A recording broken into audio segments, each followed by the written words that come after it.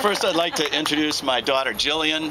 A lot of you know her from as a child, and here she is. She's 24 now, and going to be married in June.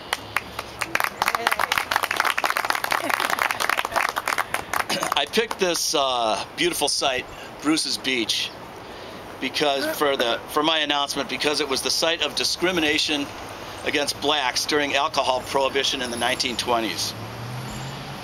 Many people are not aware that alcohol prohibition in this country, which occurred from 1920 to 1933, was heavily supported by the Ku Klux Klan, was anti-Jewish, was anti-Irish, anti-Italian, anti-immigrant, anti-black, anti-Catholic.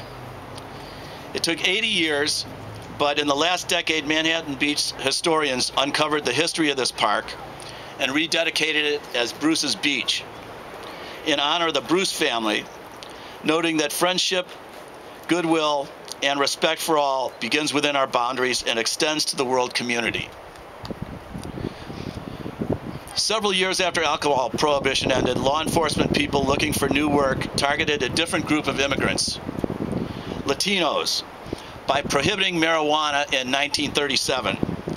Like alcohol prohibition, drug prohibition in the United States is discriminatory against minorities and the less affluent, who are disproportionately victimized by drug addiction, by arrests, prosecution, and incarceration. I'm running for Congress on a platform of limited government, equal justice, more liberty, and more prosperity. We are told that government decision involves a trade-off these days. Tax reductions force bigger deficits. Government spending in one area must limit spending in another. Tax increases are advocated under the threat of less money for education, for police, for fire. We as citizens are told we must choose between win-lose, lose-win, or sadly in some cases, lose-lose alternatives. Fortunately, not all areas of government activity require such a trade-off. I have a plan that is win-win. My proposals are a win for the people in terms of lower government expenditures, more government revenue, better criminal justice, fewer prisoners, safer children, less discrimination, less powerful cartels, less powerful terrorists, fewer violations of our rights against search and seizure, lower health care costs, more prosperity, more liberty, and more compassion to our fellow man. Yeah.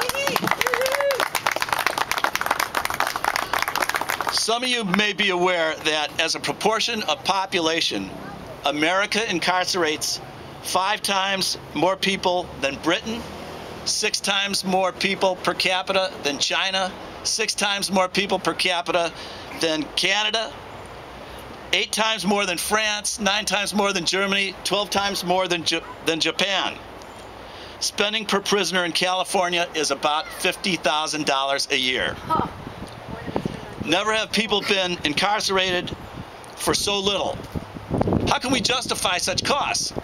I could see 20% more, 50% more, 100% more, but we're talking in Canada, 500% more. Japan, 1,200% more.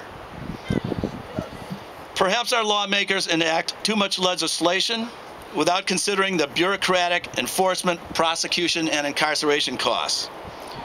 Perhaps Americans are too quick to use brute force and imprisonment to accomplish our objectives. Perhaps we are imprisoning citizens for offenses that should not even be crimes. A recent Los Angeles Times article reported that there were 2,300 bills pending in the California state legislature. The only bill that seemed to go in the right direction was one that reduced the number of bills each assembly member can submit from 40 to 30 in a session. How about restricting it to 7? I had one friend who I asked this about, and he said, how about just one bill? One good bill. The federal government has even more bills pending. The result is too many laws, too many regulations, too much government, too much law enforcement and prosecution costs, too many people in prison, too much taxation, and too little economic prosperity. Government cannot and should not try to solve every problem. In trying to pander to the special interests, our legislators have lost sight of the big picture. Let Americans be responsible for their own actions. Government is here to protect our rights, not regulate our every move. We need fewer laws and fewer regulations. Yeah. The history of immigration in the United States proves that immigrants bring prosperity. Yeah. Yep. The most prosperous cities and states are the ones with growing immigrant populations. If you want real estate immigration, if you want real estate appreciation, you want more people. Recent economic history of Japan and Russia demonstrates that countries with few immigrants like Japan and countries with reducing populations like Russia have stagnant economic growth.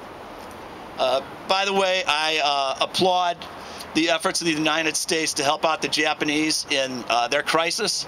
It's a win-win thing in that situation. We're helping, we're being compassionate, and we're also training our emergency people, who are really the best emergency people in the world, both locally and in international matters, to be better at helping people in a crisis. Our system of comparative freedom and free enterprise encourage immigrants to come to the United States to seek better lives for themselves and their families, just like our ancestors did. They come here to work. They mostly work hard. They bring prosperity. America's rejection of refugees fleeing the Holocaust is one of the great shameful acts of American history. Our system needs to open our arms to legal immigration. Legal immigrants contribute overall. They bring prosperity. It's the right thing to do. Yeah.